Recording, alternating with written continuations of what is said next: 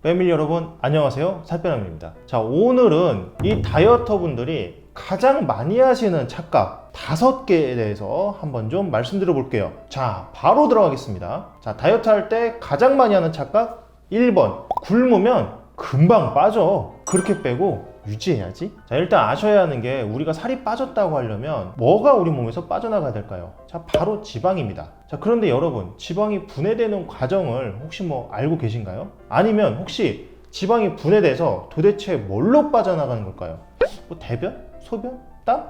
자, 놀랍게도 84%는 우리가 숨을 쉬면서 이산화탄소로 빠져나가고요. 나머지 16%는 수분으로 바뀌어서 소변이나 땀, 이런 것들로 빠져나갑니다. 자, 이렇게 딱딱하고 그렇게 생겼던 누런 지방들이 이게 결국 공기하고 수분으로 바뀌어서 나간다는 건데, 이 과정이 얼마나 복잡하고 오래 걸릴까요? 네, 생각보다 굉장히 오래 걸린다는 것만 알고 계시면 됩니다. 자, 며칠 굶었다고 지방 분해가 그렇게 순식간에 빠르게 일어나지 않습니다. 제대로 된 지방 분해가 이루어지려면 적어도 며칠 이상은 걸리게 되는데요. 자, 여러분, 현실적으로 봤을 때도 일주일에 1kg 정도가 한계입니다. 자, 그러면 굶었을 때 몇 킬로씩 한 번에 빠지는 건 도대체 뭐였을까요? 그런 경우 보셨을 텐데, 자, 그거는 수분 무게입니다. 자, 글리코겐이라는 게 있는데, 이게 뭐냐면은 우리 몸에서 즉시 활용이 가능한 에너지원이라고 보시면 돼요. 자, 우리가 굶게 되면은 이 음식에서 에너지를 못 구하니까 이 평소에 저장해 놨던 글리코겐을 에너지원으로 대신 사용하게 됩니다. 자, 그런데 문제는 이 글리코겐이 평상시에는 물이랑 같이 붙어 있어요. 자, 그런데 글리코겐을 사용하고 나면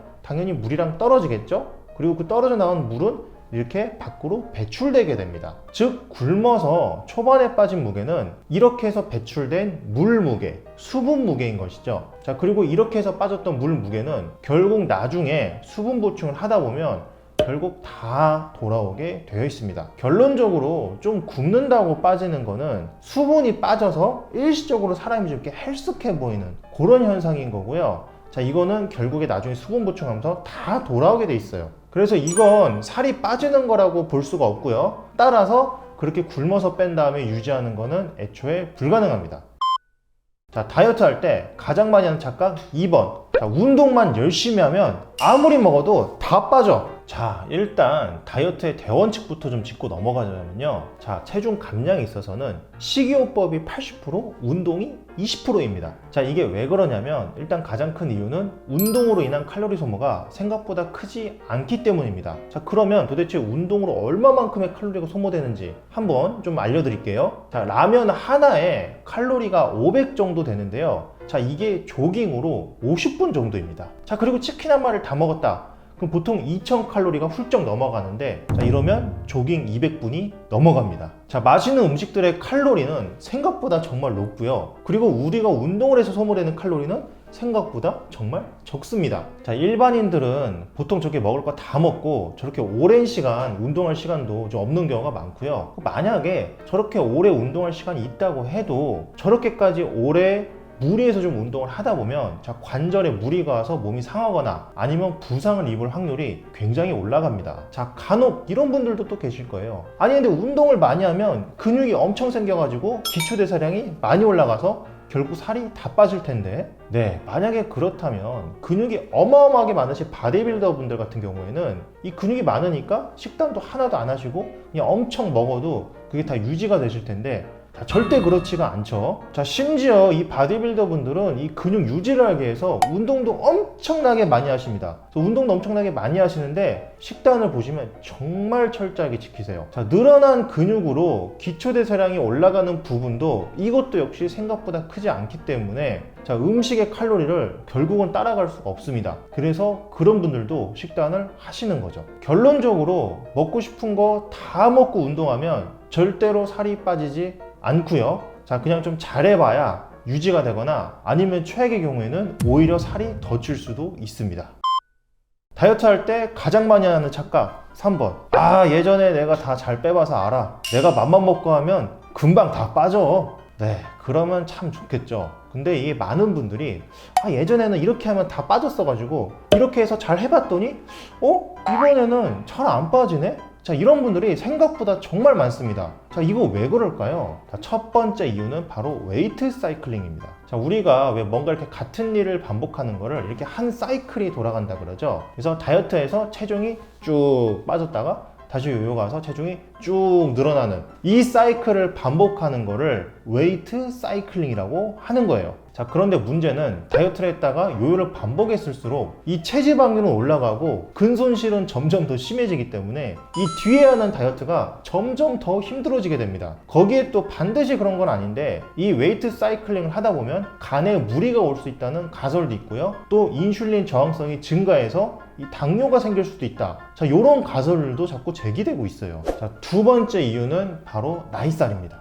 자, 미국 존스 홉킨스 의과대학의 2013년 자료를 보면은 보통 매년 0.5에서 1kg 정도 체중이 증가한다고 합니다. 또 미국 보건복지부의 또 통계에 따르면 29세에서 39세 사이에 여성은 보통 3kg 이상, 남성은 7kg 이상 살이 더 찐다고 하죠. 어라? 근데 나는 겨우 1, 2년 사이에 엄청나게 살이 확 급격하게 쪘는데 원래 나이살이라는 게 이렇게 오는 게 아니라 이렇게 좀 천천히 점진적으로 쪄야 되는 거 아닌가? 나는 뭐가 다른 문제가 있는 건가? 자, 나이살이라는 게 결국 노화의 동반에서 오는 거죠. 자, 그런데 이 노화라는 것 자체가 이렇게 일정하게 오는 게 아니라 계단식으로 온다고 합니다. 19년도에 발표된 스탠퍼드 대학의 논문을 보면은 노화가 이렇게 직선으로 일정하게 평균적인 속도로 이루어질 것 같은데 자, 그렇지가 않았어요. 그렇지 않고 오히려 34세, 60세, 78세 이렇게 해서 급진적으로 요 나이대 노화가 많이 진행되었습니다. 즉, 요 34, 60, 78 요런 일정한 시기에 갑자기 노화가 확 진행이 된다는 거죠. 계단형으로 말이죠. 자, 이런 증거들을 가지고 볼 때 이렇게 노화가 일정 시기에 계단식으로 확 진행이 되면서 그때 체중 증가도 확 같이 이루어지는 게 아닌가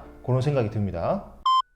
자, 그리고 다이어트가 자주 하는 착각 네 번째, 자, 살이 안 쪘는데 쪘다고 착각하는 경우죠. 자, 특히 다이어트 하면서 잘 참다가 이렇게 살찌는 거 왕창 먹고 폭식해 버린 다음에 이렇게 바로 체중 되신 분들이 이런 경우가 굉장히 많습니다. 자, 예를 들어서 다이어트 하면서 무작정 참다가 어느 날 치킨 냄새를 맡았는데 정신 차리고 보니까 치킨 한 마리를 다 먹은 거예요. 자, 그래서 어떡하지? 후회도 되고. 자, 그래서 일단은 체중계 위에 올라가 봤는데 아니 역시나 2, 3kg가 늘어나 있는 겁니다. 자, 그런데요, 음식을 먹자마자 늘어난 체중은 일단 지금 당장은 살이 찐 게 아닙니다. 자, 먹자마자 체중을 재면은 일단 위장 소장 안에 들어가 있는 아직 소화도 다 안 된 음식물의 무게만 늘어난 거예요. 자, 이렇게 아직 소화가 안 된 음식물은 아직 우리 몸이 된 게 아니겠죠. 자, 같은 원리로 우리 대장 안에 있는 대변도 곧 변으로 나갈 건데 이건 우리 몸으로 안 치잖아요. 자, 그거랑 똑같습니다. 자, 음식 먹은 게 소화 흡수가 다 되고 나서 체지방으로 전환이 돼서 이게 지방세포 안으로 들어가야 되는 거잖아요. 자, 그런데 그 과정이 최고 2주까지도 걸릴 수 있습니다. 따라서 지금 당장 먹자마자 체중 재는 게 늘어났다고 해서 아직은 살이 찐 게 아니라는 거죠. 자, 그런데 그때 자포자기해서 왕창 먹기 시작하면 자, 그때는 정말로 살이 찌겠죠. 따라서 이렇게 당장 먹고 나서 찐 거를 착각하지 마시고 그럴 때는 다시 원래 하던 다이어트 식단으로 돌아가서 잘 유지하시면 되는 거예요. 또 반대 경우도 있을 수 있는데요.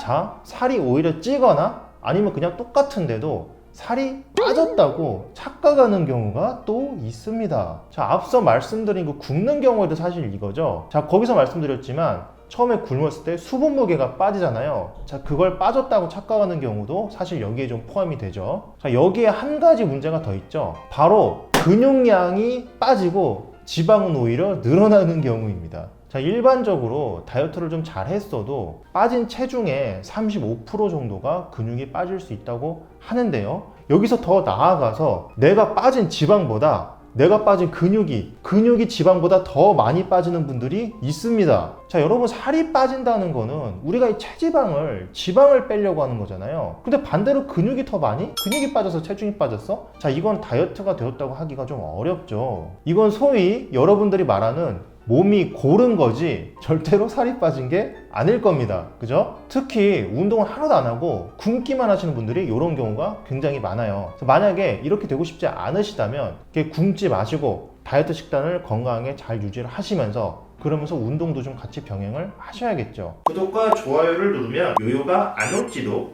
자, 이렇게 해서 5가지 다이어트 할 때 하기 쉬운 착각들을 좀 알아봤습니다. 자, 우리 패밀리 여러분들은 이런 착각들이 뭐가 있는지 이제 아셨으니까 자, 이런 착각 없이 다이어트 이제 잘 하실 수 있겠죠? 항상 이렇게 공부하시고 또 열심히 노력하시면서 다이어트를 위해서 힘쓰시는 우리 패밀리 여러분, 저는 여러분들이 정말로 자랑스럽습니다.